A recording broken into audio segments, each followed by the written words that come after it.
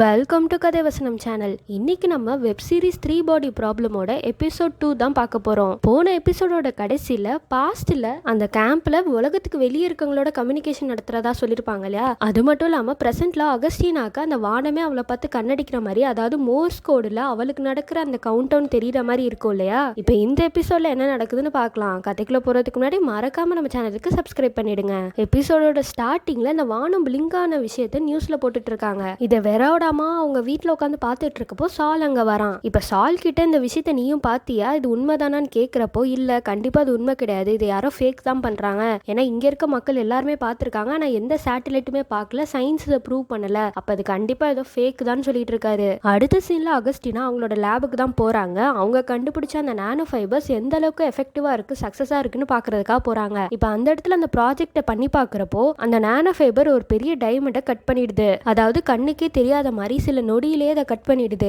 இந்த ப்ராஜெக்ட் இப்ப சக்சஸ் ஆயிடுது, இதை நிறைய கம்பெனிஸ்ல யூஸ் பண்ணலாம்னு சொல்லிட்டு அந்த லேப்ல இருக்க எல்லாருமே சந்தோஷப்படுறாங்க. ஆனா அகஸ்டினா கண்ணுக்கு அந்த கவுண்டர் மட்டும் தான் தெரியுது, அது இன்னும் 7 நிமிஷம் தான் காட்டுது. என்னதான் எல்லாருமே ப்ராஜெக்ட் சக்சஸ் ஆயிடுச்சுன்னு சந்தோஷப்பட்டாலும் இப்ப அகஸ்டினா என்ன சொல்றாங்கன்னா, உடனே இந்த ப்ராஜெக்ட் ஷட் டவுன் பண்ணுங்க, லேபை மூடுங்கன்னு. எல்லாருமே ரொம்ப ஷாக் ஆகுறாங்க. ஆனா அகஸ்டினா என்ன சொல்றாங்கன்னா, நான் தான் உங்களோட சீஃப், நீங்க நான் சொல்றதை தான் கேட்கணும், உடனே இந்த ப்ராஜெக்ட் ஷட் டவுன் பண்ணுங்கன்னு சொல்லிட்டு அங்க இருந்து போயிடுறாங்க. இவங்க தான் சீஃப்ன்றனால உடனே அந்த ப்ராஜெக்டையும் மூடிடுறாங்க. கொஞ்ச நேரத்துல அந்த கவுண்ட் டவுன் காணாம போயிடுது. அகஸ்டினாக்கு என்னதான் அந்த கவுண்டவுன் இப்ப போனாலுமே அவங்க லைஃப்லயே சாதிச்ச பெரிய ப்ராஜெக்ட் அது, ஆனா அதையும் அவங்களால விட்டு கொடுக்க முடியல, ரொம்பவே ஃபீல் பண்ணிட்டு இருக்காங்க. அங்க போலீஸ் அகஸ்டினாவை பார்க்க வராரு. உனக்கு நான் கண்டிப்பா ஹெல்ப் பண்ண முடியும்னு சொல்றாரு. அதுக்கு அகஸ்டினா கண்டிப்பா உங்களால எனக்கு ஹெல்ப் பண்ண முடியாது, உங்களுக்கு எனக்கு என்ன நடக்குதுன்னே தெரியாதுன்னு சொல்றாங்க. ஆனா போலீஸ் எதுக்கு அந்த வானம் உனக்கா அன்னைக்கு கண்ணடிச்சது, உன்னோட கவுண்டவுன் மாதிரியே அது கண்ணடிச்சதுன்னு தெரியுமான்னு கேட்கிறப்போ நம்ம அகஸ்டினாவே ஷாக் ஆயிடுறாங்க.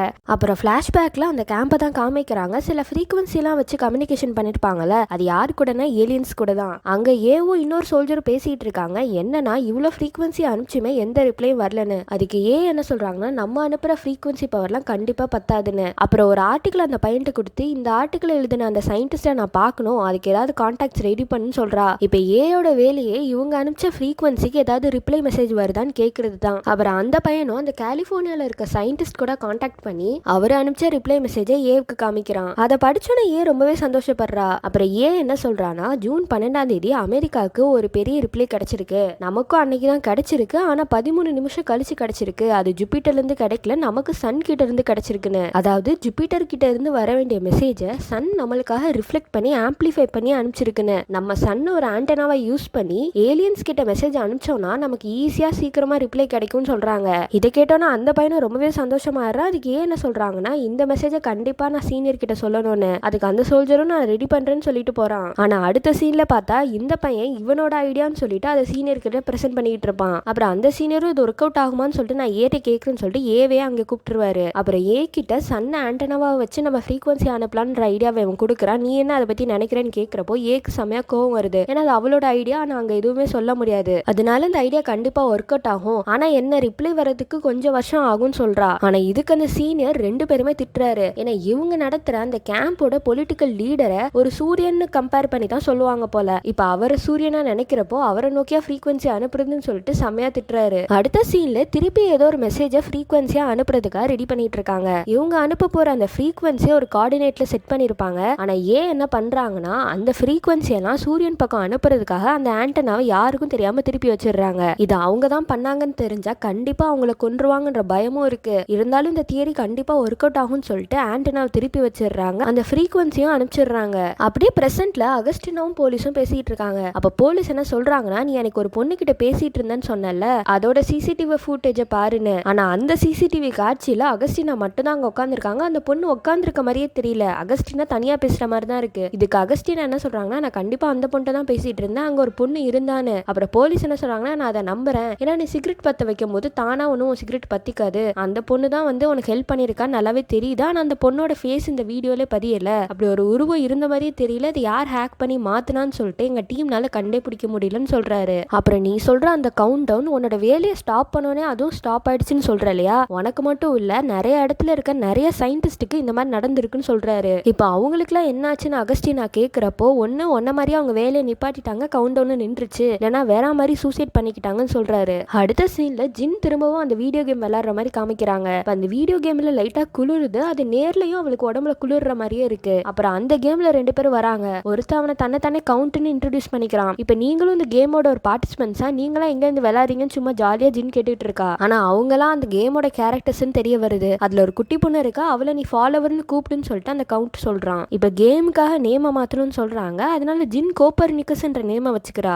கவுண்ட் நம்ம ஜின்னு கிட்ட அந்த கேமை பத்தி எக்ஸ்பிளைன் பண்றாரு. இந்த உலகத்துல சில காலங்கள்ல மட்டும்தான் நம்மளால வாழ முடியும், சில காலங்கள்ல எல்லாம் நம்மளால வாழவே முடியாது, அது எந்த காலம் நீ தான் கண்டுபிடிக்கணும்னு. அது மட்டும் இல்லாம இவங்க எல்லாரும் ஒரு பிரமிடை நோக்கி தான் போறாங்க. அங்க இருக்க ராஜா கிட்ட எந்த காலத்துலலாம் நம்ம வாழலாம், எதுலலாம் வாழ முடியாதுன்னு கண்டுபிடிக்க போறாங்க. அப்புறம் ஜின் இந்த உலகத்துல எப்படி வாழ முடியாம இருக்க முடியும் கேக்குறப்போ அங்க ஒரு சூரியன் உதயமாகுது, அதுல ரொம்பவே ஹீட் வருது. அப்புறம் கவுண்ட் நான் உனக்கு எக்ஸ்பிளைன் பண்றேன்னு சொல்லிட்டு ஒரு சின்ன நிழல் மாதிரி இருக்கும், அந்த இடத்துல போய் 3 பேரும் ஒளிஞ்சுக்கிறாங்க ஒரு கல்லுக்கு பின்னாடி. அப்புறம் அந்த நிழல் சுருங்கிக்கிட்டே வருது. இப்ப அந்த குட்டி பொண்ணை வெளியே தள்ளி விட்டுறான் அந்த கவுண்ட். நான் உன்னை கண்டிப்பா வந்து திருப்பி காப்பாத்துறேன்னு சொல்றான். அப்புறம் அந்த பொண்ணு போயிட்டு அந்த வெயில்ல படுத்துறா. கொஞ்ச நேரத்துல அவ பாடிலாம் ஏதோ பேப்பர் மாதிரி சுருங்கிடுது. அதை மடிச்சு நம்ம ஜின்னுகிட்டையும் கொடுத்துறான். இதுதான் வாழ முடியாத காலம், எப்ப வாழக்கூடிய காலம் வருதோ அப்ப நாங்க இவங்க எல்லாரையும் காப்பாத்திடுவோம், அது வரைக்கும் இந்த உலகத்துல நிறைய பேர் இப்படிதான் இருக்காங்கன்னு சொல்றான். அப்படி சப்போஸ் வாழ முடியாத காலத்தை கண்டுபிடிக்கலனா இங்க இருக்க எல்லா மக்களுமே இப்படி இறந்து போயிருவாங்க, அவங்கள காப்பாத்த ஒருத்தர் கூட இருக்க மாட்டாங்க, அது மட்டும் இல்லாம இந்த மொத்த சிவிலைசேஷனை அழிஞ்சிடும் சொல்றான். அப்புறம் ஜின் அந்த கேம் விட்டு வெளியே வந்துடுறாங்க.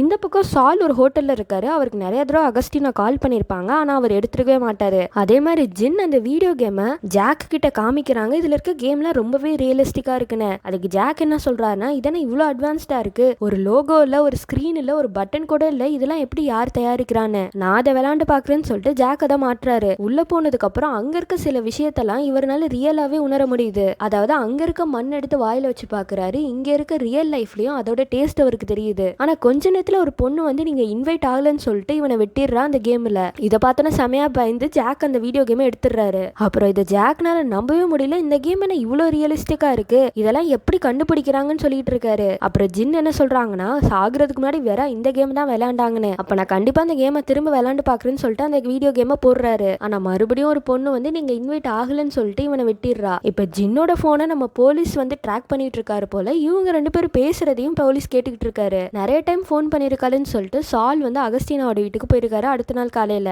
அப்போ அகஸ்டினா என்ன சொல்றாங்கன்னா, நானே கஷ்டத்துல இருக்கேன், நான் அந்த ப்ராஜெக்ட் திடீர்னு நிறுத்தினால என்ன அந்த வேலையை விட்டு தூக்க பாக்குறாங்க, இந்த கஷ்டத்துல தான் நான் உனக்கு கால் பண்ண, நீ எடுக்கவே இல்லைன்னு சொல்லிட்டு கோச்சிட்டு போறாங்க. அப்புறம் போலீஸ் அவரோட ஒய்ஃபோட கல்லறைக்கு போயிட்டு ஒரு கேக்க வச்சு பர்த்டே விஷ் பண்ணுவாரு. அப்ப அந்த இடத்துல அகஸ்டினாக்கு கவுண்ட் டவுன் நிக்கணும்னா லேபை நீ க்ளோஸ் பண்ணுன்னு சொல்லிட்டு ஒரு பொண்ணு வந்திருப்பா இல்லையா, என்னோட அப்பாவோட கல்லறையும் இங்கதான் இருக்கு, அவரை ஒருத்தவங்க தலையில சுட்டுட்டாங்க, அதனால தான் இறந்து போயிட்டான்னு சொல்லிட்டு என்னமோ கதை சொல்லிட்டு இருக்கா. ஆனா கடைசியில அவங்க அப்பாவோட கலர் அங்க இல்லவே இல்ல. அவ போலீஸ் கிட்ட பேசணுன்றதுக்காகவே வந்து பேசியிருக்கா. இந்த பக்கம் ஜாக் வீட்டுக்கு வந்திருக்கப்போ அவன் பேரு போட்டு ஒரு பார்சல் வந்திருக்கு. அதை திறந்து பாக்குறப்போ அந்த வீடியோ கேமோட டிவைஸ் ஒன்னு இருக்கு. இதை பார்த்தோன்னா ஜாக் செம்மையா சந்தோஷப்படுறாரு. திரும்ப அந்த கேம் விளையாட போயிடுறாரு. இங்க வேற ஒரு உலகத்துக்கு தான் இவன் வந்திருக்கான், இது அவனோட லெவல் 1. நம்ம ஜின்னுக்கு வந்த மாதிரி இங்கேயும் 2 கேரக்டர்ஸ் வராங்க. அடுத்த சீன்ல வில்ல தான் காமிக்கிறாங்க. ஒரு டாக்டரை போய் பாக்குறப்போ இவ்வளவு நாள் எடுத்த டெஸ்ட்ல உங்களுக்கு பேன்கிரியாட்டிக் கேன்சர் இருக்குன்னு சொல்றாங்க. அப்புறம் இந்த விஷயத்த ஜாக்கு கிட்டையும் வில்லு சொல்றாரு. இதை கேட்டோன்னு ஜாக்கு ரொம்பவே அழுக ஆரம்பிச்சிடுறாரு. ஏன்னா அவரோட பெஸ்ட் ஃப்ரெண்டுக்கு கேன்சர், இன்னும் கொஞ்ச மாசத்துல இறந்து போயிடுவாருன்னு. அப்புறம் ஜின் திரும்ப அந்த வீடியோ கேமுக்குள்ள போறாங்க.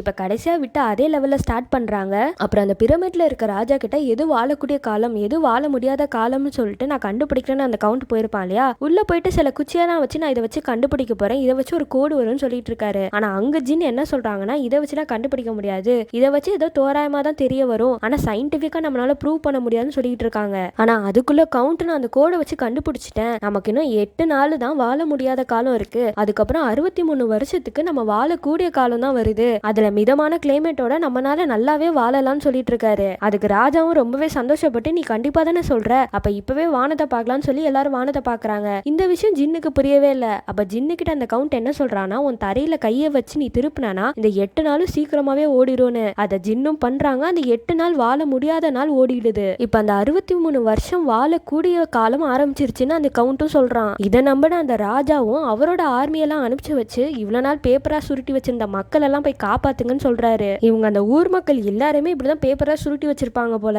இப்ப எல்லாருமே கடலுக்குள்ள தூக்கி போடுறாங்க. இப்ப தண்ணி அவங்க உடம்புக்குள்ள போனோம்னா அந்த பேப்பர் மாதிரி இருந்தவங்க எல்லாருமே நார்மல் மனுஷங்களா மாதிரி வெளியே வராங்க. அப்புறம் ஜின்னுக்கிட்டே அந்த குட்டி பொண்ணோட உடம்பு இருந்திருக்கு இல்லையா, இப்ப அதை தண்ணியில தூக்கி போடுறா. அந்த பொண்ணு நார்மலா வந்து நீங்க கண்டிப்பா என்ன காப்பாத்துவீங்கன்னு தெரியும்னு சொல்லிட்டு ரொம்பவே சந்தோஷப்பட்டு ஜின்னை கட்டி பிடிக்குது. இப்படி அந்த ஊர் மக்கள் எல்லாருமே ரொம்பவே சந்தோஷமா இருக்கிற டைம்ல திடீர்னு அந்த கிளைமேட் மாறுது. ஆகுது. அது மட்டும் இல்லாம அங்க ரொம்பவே குளிரா இருக்குது. அதனால எல்லாருமே ஃப்ரீஸ் ஆக ஆரம்பிச்சிடுறாங்க. இப்ப அந்த குட்டி பொண்ணு நம்ம ஜின்னை பார்த்து காப்பாத்துங்கன்னு கத்துறா. அந்த பொண்ணோட கையை காப்பாத்துறதுக்காக பிடிக்கிறப்போ அந்த பொண்ணு ஆல்ரெடி குளிர்ல உடஞ்சு போயிடுவா. இப்ப அந்த சிவிலைசேஷனே அழிஞ்சு போயிடுவதனால இப்ப ஜின் மட்டும் தான் அங்க உயிரோட இருக்கா. ஏன்னா இவ ஒரு பிளேயர் தானே. அப்ப அந்த கேம்ல இருக்க ஒரு பொண்ணு வந்து என்ன சொல்றானா, இந்த லெவல்ல உங்களால இவங்களை காப்பாற்ற முடியல, ஆனாலும் நீங்க ராஜா கிட்ட போய் இந்த மூட நம்பிக்கையை விட சயின்ஸ் வச்சு இதை கணிக்கலாம்னு சொன்னீங்க, அதனாலே உங்களை லெவல் 2க்கு ப்ரமோட் பண்றோம், அடுத்த லெவல்ல போயிட்டு இன்னொரு சிவிலைசேஷனை காப்பாத்துங்கன்னு சொல்றா. அப்புறம் அடுத்த சீன்ல ஒருத்தரை காமிக்கிறாங்க. இவர் என்ன பண்றாருன்னா, உலகத்துல யாரெல்லாம் இந்த வீடியோ கேம் டிவைஸை வச்சு இந்த கேமை விளையாடுறாங்களோ அவங்க எல்லாம் எப்படி விளையாடுறாங்க, என்ன லெவல்ல இருக்காங்கன்னு சொல்லிட்டு வாட்ச் பண்ணிட்டு இருக்காரு. அடுத்த சீன்ல போலீஸ் தான் காமிக்கிறாங்க. அவரோட சீனியர் கிட்ட போய்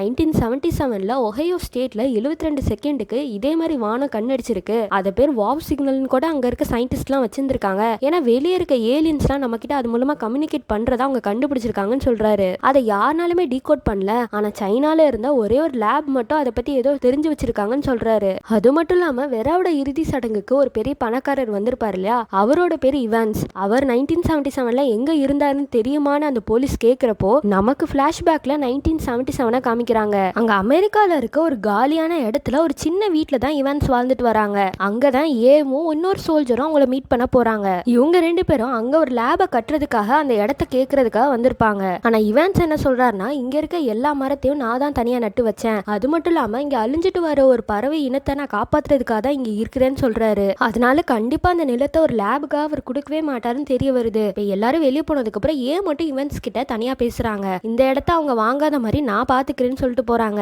இப்போ என்னதான் மத்த சைட்டை பத்திலாம் சொன்னாலுமே இந்த இடம் தான் வேணும்னு சொல்லிட்டு அவங்க புடிவாதமா இருக்காங்க. இப்ப ஏனால எதுவுமே பண்ண முடியல. அப்ப அங்க இருக்க ஒரு சோல்ஜர்ஸ் என்ன சொல்றாருன்னா, இப்ப புதுசா கேம்ப்ல அடிமை வேலை பாக்குறதுக்கு நிறைய பேரை கூட்டிட்டு வந்திருக்காங்க, அதுல ஒரு பொண்ணு வந்திருக்கா, அந்த பொண்ணு தான் உங்க அப்பாவை அன்னைக்கு அடிச்சே கொன்னவனு. இப்ப ஏவும் அந்த பொண்ணை பார்க்க போறா. அந்த பொண்ணுக்கு அவளோட ரைட் ஹேண்ட் ஆல்ரெடி வெட்டி இருக்கு. அப்ப அந்த பொண்ணு என்ன சொல்றான்னா, எங்களை அடிமை மாதிரி வேலை வாங்கினாங்க, அவங்க வேலை பார்த்ததுல என்னோட ரைட் கையில இன்ஃபெக்ஷன் ஆயிடுச்சு, அதனால அதை வெட்டி எடுத்துட்டாங்கன்னு. எனக்கு எவ்வளவு வலிச்சிருக்குன்னு சொல்லிட்டு அந்த பொண்ணு அழுவுறா. இப்ப என்ன சொல்றாங்கன்னா, என்னோட அப்பாவை அன்னைக்கு கொன்னப்ப கூட எனக்கு அப்படித்தானே வலிச்சிருக்கும்னு. அப்புறம் அந்த பொண்ணு என்ன சொல்றானா, நீ நல்லா படிச்சிருக்க, உனக்கு அதுக்கான அறிவும் இருக்கு, அதனால தான் உன்னை அங்க வேலை பார்க்க வைக்கிறாங்க, எங்களெல்லாம் இங்க அடிமையா வச்சிருக்காங்கன்னு. அப்புறம் எப்போதும் போல ஏதாவது மெசேஜுக்கு ரிப்ளை வருதான்னு சொல்லிட்டு நம்ம பார்த்துக்கிட்டு இருக்கப்போ ஏதோ ஒரு மெசேஜ் வருது, அதை டீகோட் பண்ணி பாக்குறா. தயவு செஞ்சு ரிப்ளை பண்ணாதீங்க, இந்த உலகத்துக்கு உங்க மெசேஜ் வந்து சேர்ந்துருச்சு, ஆனா என்கிட்ட வந்து சேர்ந்துருச்சேன்னு நீங்க சந்தோஷப்படுங்க.